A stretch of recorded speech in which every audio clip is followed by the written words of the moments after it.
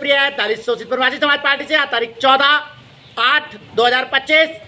तो ये दिन है विभीषिका दिवस मनाने का।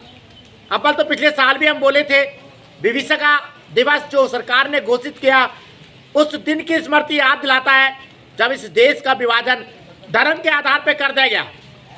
लाखों लोग जो है मार दिए गए धर्म के नाम पर और अखंड भारत जो है सदियों से एक देश जो था दो हिस्सों में बंट गया। बेसिक ये आज की पीढ़ी को स्मृति और याद दिलाने का दिन है कि इतिहास में क्या हुआ था। न सिर्फ देश का विभाजन हुआ बल्कि दो देश एक दूसरे के जानी दुश्मन के रूप में भी स्थापित हो गए। ये देश का विभाजन गांधी की शायद अमर हो जाने की नोबेल पुरस्कार पाने की जिद थी। जिन्ना की एक सत्ता, जिन्ना और नेहरू की सत्ता की भूख थी जिसने लाख लोगों को ना सिर्फ दर बदर किया, मरवा दिया। एक चीज और इस तथ्य पे हम ध्यान देंगे अवश्य रूप से 98% मुस्लिम आबादी ने उस समय की 1947 की देश के विभाजन का समर्थन किया था।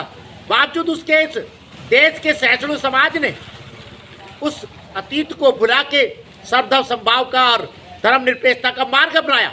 लेकिन धर्म के नाम पे बनाए देश में जो है मात्र 30 साल बाद ही उसका विभाजन हो गया और फिर 30 लाख लोग मार दिए गए।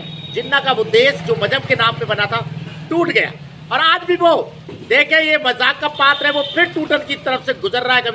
कभी बलूचिस्तान, कभी नॉर्थ ईस्ट, कभी और राज्य जो है सिंध भी विभाजन की मांगे उस धर्म के नाम पे बने राज्य में उठ रही है। जबकि उसके उलट धर्मनिरपेक्षता की झंडा ये समाज, ये देश पूरी ताकत से पूरी तरक्की की दिशा में बढ़ रहा है।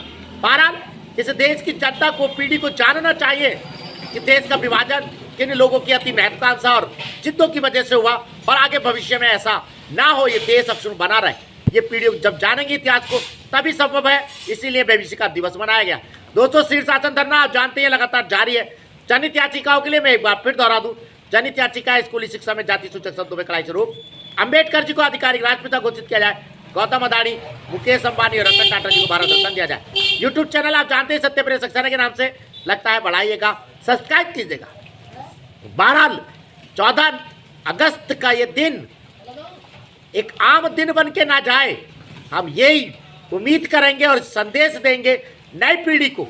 वो इतिहास को पढ़े, समझे क्यों विभाजन हुआ इस देश का, कौन ताकत देती नेहरू और गांधी के नाम पे, जिन्ना और गांधी के नाम पे जिसने इस देश को विभाजित कर दिया। जो कौमें जो समाज इतिहास से नहीं सीखते वो इतिहास दोहराने के जो है अभिशप्त होते।